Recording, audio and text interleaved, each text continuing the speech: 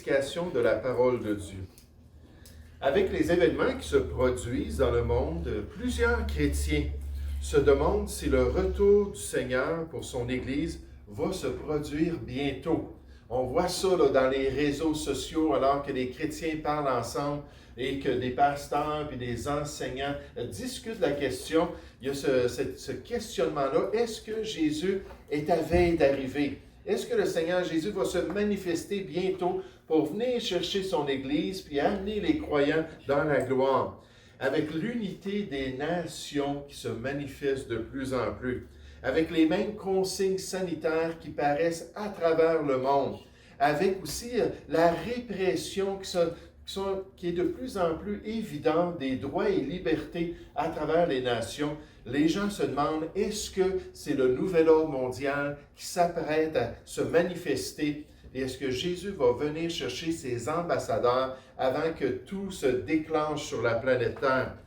Nécessairement, personne ne le sait. Personne ne connaît le temps du retour du Seigneur. Mais bien des croyants espèrent, en face de la folie des autorités qui sont de plus en plus totalitaires envers leurs concitoyens, ils espèrent que Jésus va venir les délivrer, que Jésus va venir les chercher. J'aimerais vous demander ce matin de tourner avec moi dans un texte biblique qui nous encourage dans notre perspective par rapport à cette bienheureuse espérance que nous avons en tant que chrétiens qu'un jour Jésus va venir pour son Église. Considérons ensemble les vérités de l'Épître de Jacques au chapitre 5. L'Épître de Jacques, Marie-André, je l'oublie dans ma poche. Ça se peut-tu? Je te l'avais préparé pour te le dire d'avance, mais l'Épître de Jacques au chapitre 5 pour persévérer ensemble jusqu'au retour de Christ. Pour persévérer en tant que chrétien jusqu'à ce que la trompette sonne et que la voix de l'archange se manifeste et que tous ensemble on puisse monter dans la gloire et être dans la présence du Seigneur. Jacques chapitre 5, à partir du verset 7, alors qu'on voit ces vérités bibliques. Jacques chapitre 5, à partir du verset 7. On nous dit, « Soyez donc patients, frères, jusqu'à l'avènement du Seigneur. Voici le laboureur, le cultivateur, attend le précieux fruit de la terre. » Donc, il attend la récolte, la moisson, prenant patience à son égard, jusqu'à ce qu'il ait reçu les pluies de la première et de l'arrière-saison en Israël. Nécessairement, ça c'est en octobre pour le grain, les premières pluies, puis en mars-avril pour l'épi, pour permettre à l'épi de se développer. Donc, c'était très, très important, la première et l'arrière-saison pour le peuple de Dieu. Il dit, vous aussi, verset 8, à la lumière de cette image du cultivateur, soyez patients, affermissez vos cœurs, car l'avènement du Seigneur est proche. Ne vous plaignez pas les uns des autres, frères, afin que vous ne soyez pas jugés. Voici, le juge est à la porte, il s'en vient. Prenez mes frères pour modèle de souffrance et de patience, les prophètes qui ont parlé au nom du Seigneur dans l'ancienne alliance. Voici, nous disons, bienheureux ceux qui ont souffert patiemment. Vous avez entendu parler de la patience de Job, et vous avez vu la fin que le Seigneur lui accorda, car le Seigneur est plein de miséricorde et de compassion. Donc, c'est clair dans ce passage-là de Jean que le chrétien doit persévérer dans les voies du Seigneur, qu'il doit continuer à le servir jusqu'au son de la trompette. Il doit être déterminé, même obstiné, à le suivre dans les bons et les mauvais jours, dans ces derniers jours de son pèlerinage sur la terre. J'aimerais qu'on puisse regarder ce passage-là dans Jacques chapitre 5 et en parlant du retour du Seigneur, qu'on puisse juste faire sortir des vérités de ce passage. La première chose que j'aimerais qu'on considère, que j'aimerais qu'on retienne dans notre cœur, c'est que le croyant doit être patient. Le croyant doit être patient. Une des choses que j'entends aujourd'hui, puis je l'exprime moi-même occasionnellement, c'est les chrétiens qui disent « Est-ce qu'il va revenir, le Seigneur? » J'ai tellement hâte qu'il apparaisse. J'ai tellement hâte de quitter ce vieux corps, cette tente ici-bas pour prendre mon édifice céleste, c'est-à-dire un corps rempli de force, un corps rempli de gloire. La Bible dit dans 1 Corinthiens chapitre 15, j'ai tellement hâte de m'en aller dans la présence du Seigneur, puis enfin vivre la plénitude de la vie éternelle. Puis on voit là, ce soupir-là dans le cœur de certains chrétiens. Mais il y a une chose en face de tout cela qu'on doit retenir, c'est que Dieu s'attend à ce qu'on soit patient. Dieu s'attend à ce qu'on soit patient en tant qu'enfant de Dieu. Dieu nous demande de le faire. C'est notre responsabilité en tant qu'enfant de Dieu. Et le Seigneur nous ordonne de le faire de bon cœur jusqu'à son avènement. Regardez dans notre texte biblique, Jacques, chapitre 5, au verset 7. C'est la première chose qu'on voit concernant le retour du Seigneur, qu'entre-temps, Dieu nous demande d'être patient. Jacques 5, au verset 7, ça dit « Soyez donc patients, frères, jusqu'à l'avènement du Seigneur. » Soyez donc patients. C'est intéressant, ce mot-là, ça veut dire persévérant. Ça veut dire endurant. Ça veut dire de continuer à aller de l'avant dans les voies de Dieu pour glorifier le Seigneur jusqu'à son retour. L'expression nous parle d'une personne qui marche dans un cours d'eau. Et là, peut-être que dans le cours d'eau, au début, comme nous, en tant que chrétiens, on est dans une course chrétienne, la Bible nous dit. Donc, on est en train de courir avec le flambeau de l'Évangile, d'après Philippiens, chapitre 2, au verset 13. Puis là, on court ici-bas dans ce monde, mais là, l'eau, ça représente les nations dans les Écritures. Et ça représente la voie de ce monde. Ça peut représenter la résistance ou les pressions ou les difficultés puis les épreuves qu'on vit alors qu'on est dans ce monde déchu et ce monde loin de Dieu. Sans Dieu et sans espérance dans le monde. C'est comment Dieu décrit les inconvertis. Puis là, on est dans ce cours d'eau-là, puis là, on marche ou on court dans notre course chrétienne. Puis là, tout à coup, le niveau d'eau commence à monter. Puis là, on sent la pression dans nos chevilles, on sent la pression là, dans nos genoux. Puis là, le niveau d'eau continue à monter encore. Puis là, c'est de plus en plus difficile. Puis là, on en a jusque sur les cuisses, n'est-ce pas? Rappelez-vous si vous êtes déjà allé à la mer ou si vous êtes déjà allé dans un lac. Puis là, vous marchez, là, puis l'eau, là, ça vous empêche d'avoir la liberté d'avancer. Et là, ici, c'est l'image qu'on a de ce mot-là, patient, endurant, persévérant. À contre-courant, je continue quand même. Et Dieu me demande en tant que chrétien d'être patient. Soyez donc patients, frères, jusqu'à l'avènement du Seigneur. Puis là, on a l'image du cultivateur, le laboureur. Voici, le laboureur attend le précieux fruit de la terre. Il a travaillé pendant des semaines à préparer la terre, à tourner la terre, à semer la semence. Puis là, son résultat, c'est pas cela, c'est d'avoir une récolte, de pouvoir moissonner, n'est-ce pas, les fruits de la terre. Il dit, le laboureur attend le précieux fruit de la terre, prenant patience à son égard, jusqu'à ce qu'il ait reçu les pluies de la première et de l'arrière-saison, vous aussi spirituellement, pour avoir la récolte spirituelle, pour pouvoir récolter de Dieu tout ce que vous avez fait de bien ici-bas. Galates 6,9 nous dit, ne vous lancez pas de faire le bien, car vous moissonnerez au temps convenable si vous ne vous relâchez pas. C'est ça l'idée, c'est ça l'encouragement. Soyez patients, persévérants, endurants, continuez à faire ce que Dieu veut pour votre vie. Là, ça dit, vous aussi soyez patients, affermissez vos cœurs. Dieu veut qu'on soit vraiment ancré spirituellement, qu'on soit ancré dans nos cœurs, qu'on soit ferme et inébranlable dans les voies de Dieu. Oui, ça devient difficile alors que le Seigneur s'apprête de venir nous chercher. Oui, ça devient de plus en plus difficile alors que le monde rentre de plus en plus dans l'apostasie, dans le rejet de la volonté de Dieu. Le niveau d'eau monte de plus en plus, mais Dieu nous ordonne d'être patients. Il nous ordonne de continuer car l'avènement du Seigneur est proche. J'aime bien ce que l'évangéliste John R. Rice a dit concernant la seconde venue de Christ.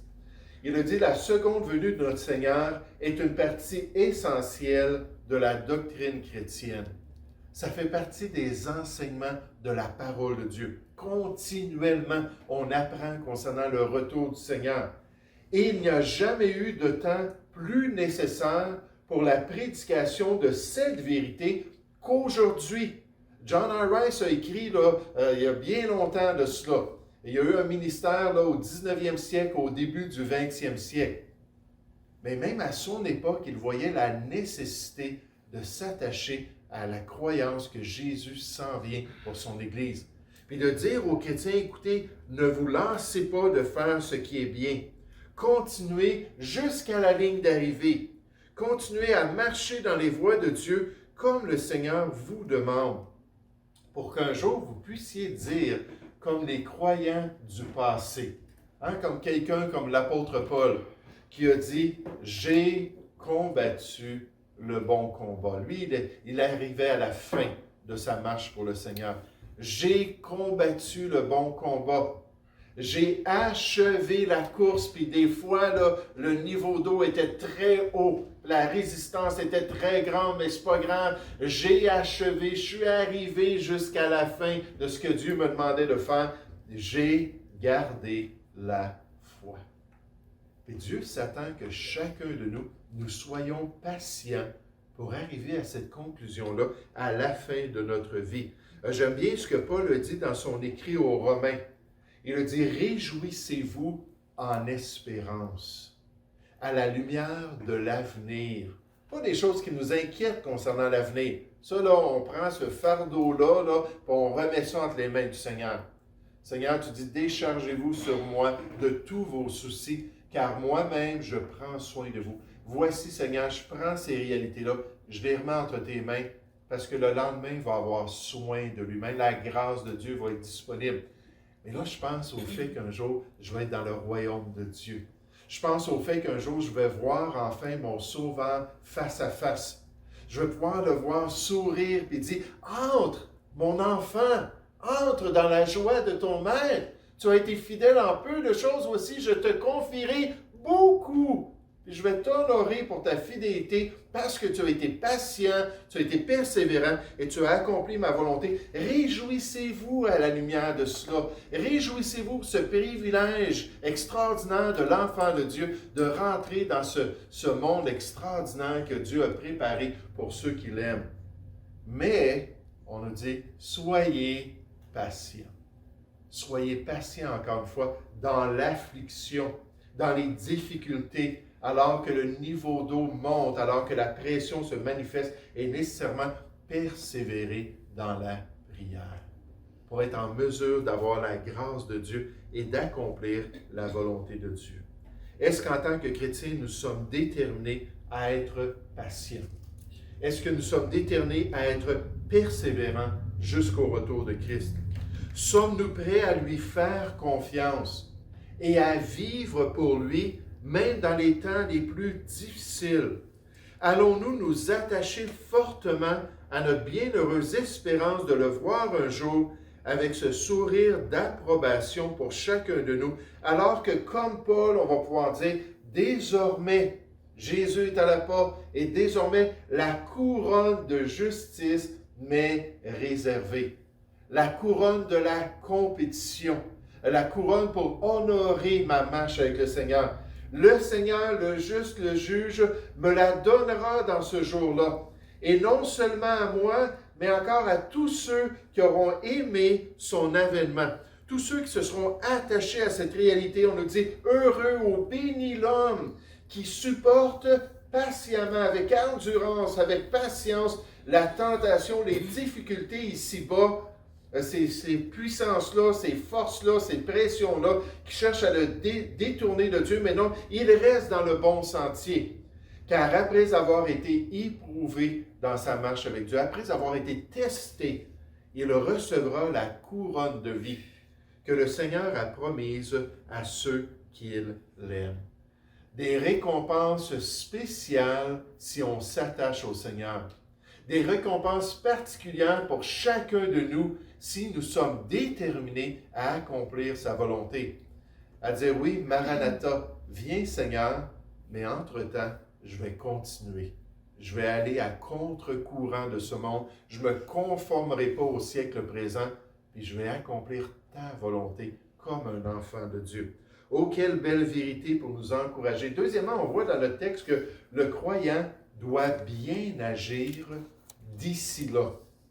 Le croyant, il doit persévérer, il doit être patient, il doit être endurant, mais il doit faire ce qui est bien, ce qui est en accord avec la volonté de Dieu, ce qui est en accord avec l'appel de Dieu. Il doit continuer à étudier la parole de Dieu, à examiner toutes choses pour s'assurer de bien se comporter d'ici le retour de Christ. Il ne doit surtout pas laisser les ténèbres qui s'épaississent autour de lui changer sa conduite chrétienne ou le dérouter dans sa marche avec Dieu.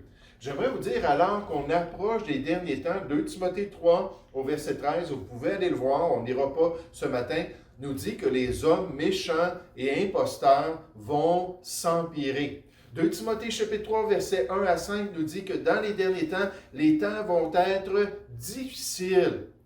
L'être humain va se livrer de plus en plus au mal. Et là, nous, on va être dans le milieu de ténèbres avec le flambeau de l'Évangile. Et Dieu s'attend à ce qu'on puisse briller au milieu de ces gens-là. Puis montrer aux gens la bonne voie qui peut les diriger dans la volonté de Dieu. Mais Jésus a dit, concernant ces ténèbres-là, de faire attention. Il a dit, dans les derniers temps, et parce que l'iniquité ou la révolte ou la rébellion, c'est ce que le mot iniquité veut dire, contre Dieu, dans la société, ça va devenir le sentiment social, ça va devenir la pensée de l'homme dans les derniers temps, parce que l'iniquité se sera accrue, ça va augmenter, les ténèbres vont s'épaissir, l'amour du plus grand nombre se refroidira. Là, la piété des croyants va être affectée. La marche du chrétien, son obéissance envers Dieu vont être affectées à cause de la société qui l'entoure. Pensez à Noé, n'est-ce pas? Il était dans un temps tellement difficile. Toutes les pensées, la Bible nous dit, des gens à son époque, de cette génération-là, se portaient chaque jour uniquement vers le mal. C'était une société totalement méchante, qui avait rempli la terre de violence, qui était totalement corrompue. Puis Noé, lui, il était juste devant Dieu. C'était l'ami de Dieu. Mais il a accompli jusqu'au déluge, puis jusqu'à la fin de sa vie, la volonté de son Dieu. Il ne faut surtout pas laisser la corruption morale et spirituelle des derniers temps nous détourner de notre bon sens et de nos devoirs en tant qu'enfants de Dieu. Le Seigneur nous promet son aide pour nous permettre de rester fidèles envers sa volonté et sa parole. Il nous rappelle que sa grâce nous suffit. Dans toutes les périodes de notre vie, dans toutes les phases de notre vie, sa grâce nous suffit car sa puissance va toujours être là pour s'accomplir dans notre faiblesse, envers nos tentations et nos difficultés. Et il nous promet qu'il sera avec nous tous les jours jusqu'à la fin du monde. Il nous dit, continuez à faire ce qui est bien. Continuez à accomplir vos responsabilités. Regardez au verset 9, on nous donne juste un petit peu une indication de cela. Après avoir dit qu'il faut être patient jusqu'au retour du Seigneur, il faut être endurant. Là, on nous dit au verset 9, ne vous plaignez pas les uns des autres. Vous savez, Jacques écrit, comme Pierre d'ailleurs, dans 1 et 2 Pierre, comme l'Épître aux Hébreux aussi, il écrit à des chrétiens parmi les Juifs qui ont été dispersés, qui ont été chassés de la terre promise. Ils ont dû s'en aller dans la diaspora juive, dans les autres nations. Et pourquoi? À cause de leur fidélité envers la parole de Dieu. À cause qu'ils cherchaient à suivre le plan de Dieu, à garder un bon cœur et une bonne conscience devant Dieu. Quand les empereurs de l'époque disaient « Adorez-moi », pas tous les empereurs, mais certains empereurs, « Adorez-moi », puis « Rendez-moi un culte »,« Appelez-moi César », appelez-moi l'autorité ultime sur votre vie. Les chrétiens savaient qu'ils ne pouvaient pas faire cela sans nier Jésus-Christ, leur Maître et leur Seigneur. Et à cause de ça, ils ont tout perdu. On les a chassés de leur terre. Ils ont perdu leur métier, ils ont perdu leur demeure. Puis là, ils étaient rendus dans des peuples païens en tant qu'enfants de Dieu. Puis dans des situations où tout est chambardé, c'est tellement facile de chercher un bouc émissaire. C'est tellement facile de chercher quelqu'un sur qui on va passer le blanc. Ah, c'est à cause de mon épouse que j'ai des problèmes. C'est à cause de mes parents. C'est à cause de mes enfants. C'est à cause du pasteur. C'est à cause des frères et sœurs. On en a plein de personnes qu'on peut blâmer. Puis là, il semble que dans ce groupe de chrétiens-là, il y avait vraiment là, des tiraillements, des problèmes. Puis là, il dit, ne vous plaignez pas les uns des autres, frères. Ne commencez pas à faire le mal parce que les choses ne vont pas bien dans votre vie. Ne commencez pas à désobéir à la parole de Dieu parce que la société est tout croche. Ne commencez pas à commettre des péchés contre le plan de Dieu dans votre vie parce que c'est ça que la plupart des gens font autour de vous. Il dit, non, frère, ce n'est pas ce que vous devez faire. Il dit, afin que vous ne soyez pas jugés, voici, le juge est à la porte. Et le Seigneur s'apprête à venir. Ça va peut-être arriver pour certains que lorsque la trompette va sonner, lorsqu'on va monter, on va être appelé dans la gloire, que certains chrétiens vont avoir honte d'être éloignés du Seigneur, d'être éloignés de lui. J'aimerais vous dire, cette honte-là va durer longtemps, parce que ce n'est pas qu'après le millénium que la Bible dit dans Apocalypse chapitre 22, que Dieu va essuyer les larmes des yeux des croyants. Donc, ça se peut que tout ce que le Seigneur voulait pour nous, on ait perdu une pleine récompense parce que les temps étaient difficiles. On a cessé de faire ce qui est bien. Regardez dans le chapitre 4, alors qu'on parle aussi de cette tension-là entre les frères. Ne vous plaignez pas les uns des autres, frères. Le juge est à la porte. Voici, il s'en vient. Dans le chapitre 4 de Jacques, au verset 11, juste pour montrer encore comment c'était une réalité en face du retour du Seigneur, mais aussi dans leurs relations interpersonnelles. Et dit, ne parlez point mal les uns des autres, frères. Jacques en avait entendu parler. Il dit, faites attention. Ce n'est pas le plan de Dieu. Car celui qui parle mal d'un frère ou qui juge son frère parle mal de la loi et juge la loi. Or, si tu juges la loi, tu n'es pas un observateur de la loi, mais tu en es juge. Un seul est législateur et juge. C'est celui qui peut sauver et perdre. Mais toi, qui es-tu qui juge le prochain? Parce que le vrai juge est à la porte et il s'en vient. C'est le Seigneur Jésus lui-même qui va rendre aux chrétiens selon leurs œuvres, qui va s'assurer de démontrer si l'enfant de Dieu a accompli sa volonté ou non. Les Romains 14:12 nous rappellent que chacun de nous, on doit un jour rendre compte à Dieu pour nous-mêmes. Ce n'est pas à notre prochain à qui on a à rendre compte principalement, c'est à Dieu qu'on a à rendre compte. Et à la lumière de ça, on devrait faire attention dans nos attitudes les uns envers les autres. En ce jour-là, lorsque le Seigneur Jésus va venir, on nous dit que l'œuvre de chacun sera manifestée. Car le jour du retour du Seigneur la fera connaître, parce qu'elle se révélera dans le feu. Puis on présente Jésus dans la gloire avec un regard enflammé. Puis le feu dans les Écritures, souvent dans Isaïe 66 et d'autres passages, c'est lié au jugement de Dieu ou à l'évaluation du peuple de Dieu. Puis là, il va regarder nos œuvres, il va regarder notre conduite en tant que chrétien, puis la flamme de son évaluation va tester, va vraiment révéler si ce qu'on a fait était bien ou non. C'est-à-dire, et le feu éprouvera ce qu'est l'œuvre de chacun. Si l'œuvre bâtie par quelqu'un sur le fondement subsiste, il est sauvé, il a le fondement du salut, il a construit sur ce fondement-là, lui, il recevra une récompense. C'est pour ça qu'il faut s'assurer d'avoir une pleine récompense et de continuer à faire ce qui est bien jusqu'à la fin. Mais on nous dit, si l'œuvre de quelqu'un est consumée, la flamme du regard et de l'évaluation du Seigneur brûle et détruit son œuvre, il perdra sa récompense. Pour lui, il sera sauvé parce que nos œuvres n'ont rien à faire avec le salut. C'est par la grâce que vous êtes sauvés et non pas par les œuvres. Éphésiens 2, 8 et 9, on nous dit. Mais ici, il perdra sa récompense. Pour lui, il sera sauvé, mais comme au travers du feu. Je vous rappelle l'histoire de ma sœur.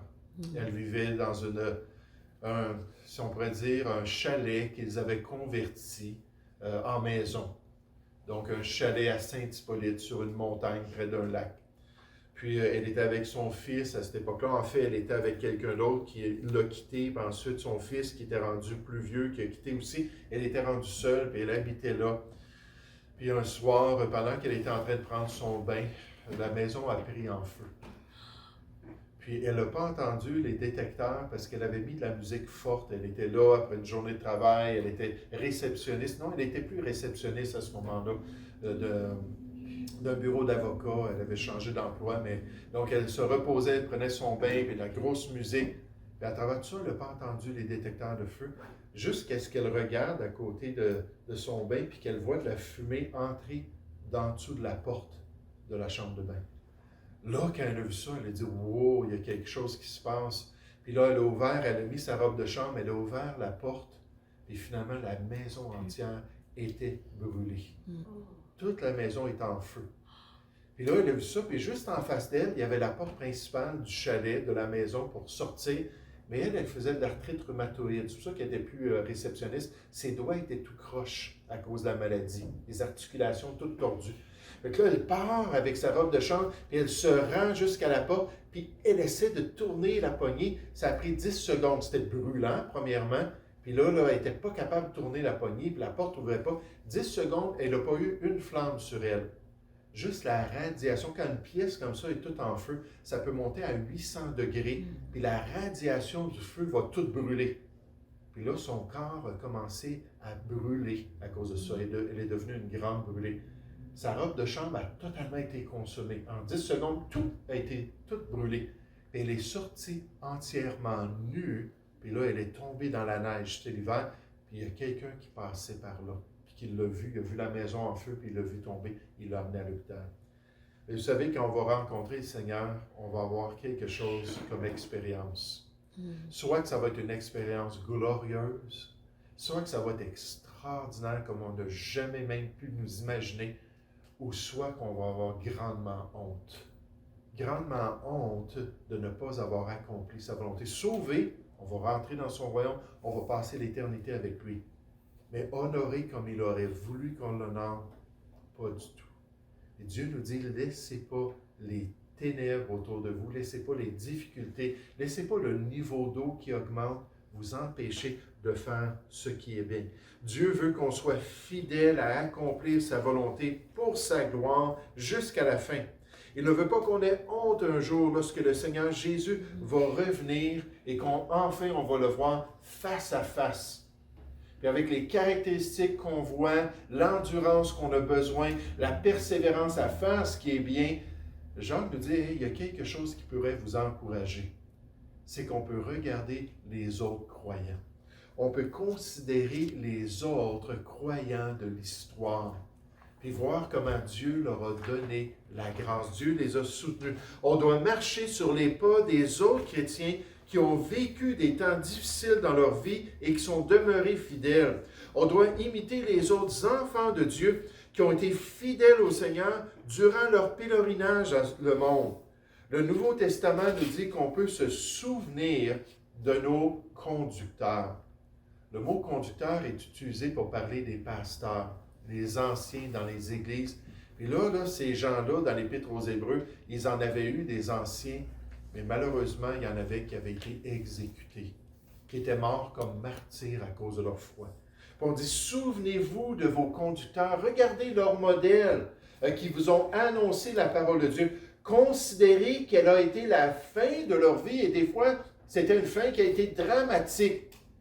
Mais on nous dit, imitez leur foi. Imitez leur obéissance. Imitez leur persévérance dans les voies de Dieu. Dieu nous présente cette réalité-là de porter nos regards sur des chrétiens fidèles. Soyez tous mes imitateurs, Paul le dit, frère, et portez les regards sur ceux qui marchent selon le modèle que vous avez vu en nous. Et c'est exactement ce que notre texte biblique nous dit. Revenez dans Jean chapitre 5 pour considérer comment il faut regarder les modèles des croyants fidèles pour nous encourager à l'être demain. La même grâce qui était disponible pour eux est aussi disponible pour nous. Jean 5 au verset 10. Prenez mes frères pour modèle. Prenez mes frères pour modèle. Modèle de souffrance et modèle de patience ou d'endurance, de persévérance. Les prophètes qui ont parlé au nom du Seigneur. Des prophètes comme Zacharie, qui a été exécuté à cause de son message. Des prophètes comme Jérémie, qui a été 43 ans au service d'un peuple rebelle. Des prophètes comme Ésaïe, 42 ans de ministère. Des prophètes comme Daniel, qui a prononcé le message de Dieu, même s'il était en captivité à Babylone. Des prophètes comme Ézéchiel, qui a été prêt à annoncer la volonté de Dieu, même à un peuple en captivité. Des prophètes comme David. David, c'est un roi, c'est un chantre, et la Bible nous dit que c'était un prophète, qu'on peut lire ses expériences dans le livre des psaumes, et qui a continué jusqu'à la fin de sa vie à suivre le Seigneur et à accomplir la volonté de Dieu. Et Dieu nous appelle à regarder ces gens-là. Prenez mes frères pour modèle de souffrance et de patience. Les prophètes ont parlé au nom du Seigneur. Voici, nous disons, bienheureux ou bénis ceux qui ont souffert, encore une fois, patiemment, qui ont payé le prix, mais qui voulaient le faire coûte que coûte pour accomplir la volonté de Dieu. Il dit, vous avez entendu parler de la patience de Job, un serviteur de Dieu, et vous avez vu la fin que le Seigneur lui accorda, car le Seigneur est plein de miséricorde et de compassion. Dieu a un cœur sensible. Dieu voyait tout ce que Job a expérimenté. La perte de ses enfants, la perte de ses biens, la perte de son épouse qui voulait blasphémer Dieu et se détourner de Dieu, la perte de sa santé, la perte même de son bon sens alors qu'il commençait à déraisonner à la fin de tout cela. Il était assis puis il avait des morceaux de poterie qu'il utilisait pour gratter sa peau alors qu'il avait une démangeaison constante. Hein, des fois, ça nous pique quelque part, puis on est là, et lui, il en avait sur tout le corps, de la plante du pied jusque sur la tête. Puis il était là, en train de se gratter continuellement, puis là, il est en train de déraisonner presque à la fin. Et là, Dieu voyait cela, puis son cœur était attendri. Et là, il savait que Job avait appris la leçon qu'il devait apprendre. Là, il a dit, OK, je te rétablis. Je vais te redonner ta santé. Ton épouse va revenir à toi. Tes amis et ta famille proche vont revenir. Je vais même vous permettre encore d'avoir des enfants, puisqu'à cette époque-là, les gens vivaient des siècles. Puis il dit, je vais encore vous permettre d'avoir encore 10 enfants pour remplacer ceux que vous avez perdus. Et on nous dit pourquoi? Parce que Dieu est miséricordieux et compatissant.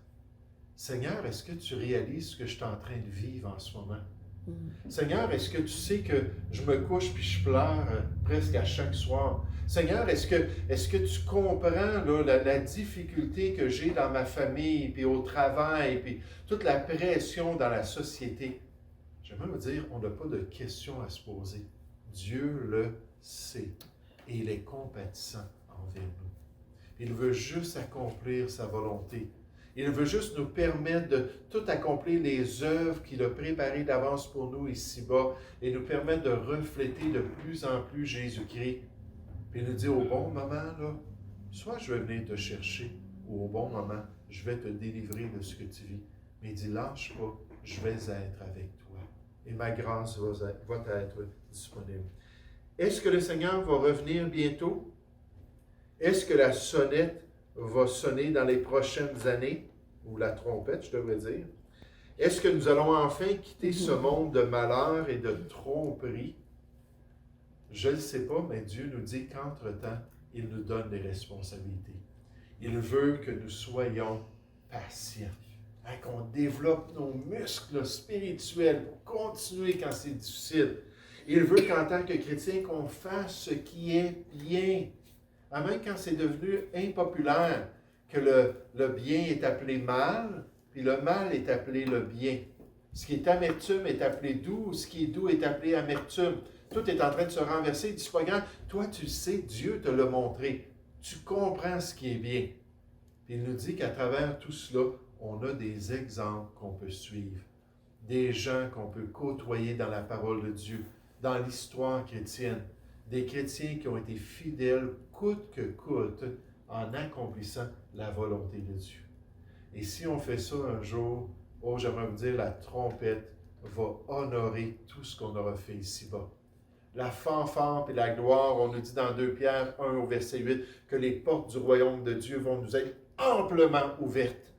Puis quand on va rentrer dans le royaume de Dieu, notre demeure éternelle. C'est pas ici-bas, là, si on sacrifie là, ce qui se passe dans l'éternité à cause de notre petite vapeur ici-bas, on se trompe carrément. Hein, si on est attaché aux choses de ce monde, puis qu'on aime le monde quand Dieu nous dit de ne pas l'aimer, puis qu'on est adultant, genre 4-4 dans notre cœur, parce qu'on est en train de faire des compromis ici-bas, quand ce n'est pas du tout la volonté de Dieu, j'aimerais vous dire, ça va être le contraire de l'expérience. Mais si en tant que chrétien, on reste ferme et on accomplit la volonté de Dieu jusqu'au bout, puis on espère que c'est bientôt le retour du Seigneur. Mais d'une manière ou d'une autre, on va endurer, persévérer et on va accomplir le plan de Dieu. Oh, que le Seigneur nous encourage à le faire. Nous allons prier ensemble.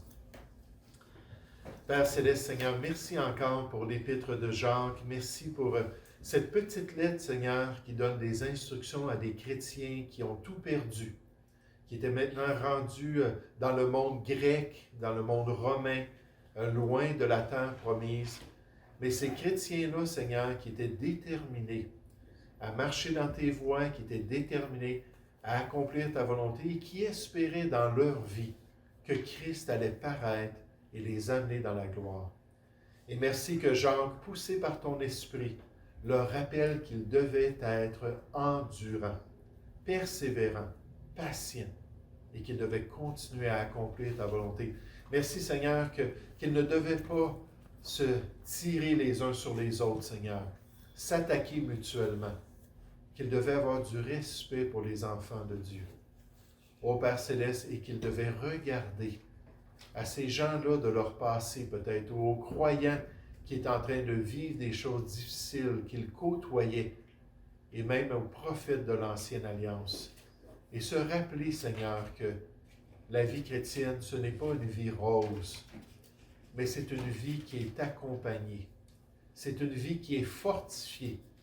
C'est une vie qui est soutenue par ta grâce. Aide-nous à accomplir toute ta volonté. Oh, encourage tes enfants, Seigneur, parce que tu es compatissant, parce que tu es miséricordieux. Mets ta bonne main sur chacun de nous, puis aide-nous à accomplir ta volonté. Nous te prions au nom du Seigneur Jésus. Amen.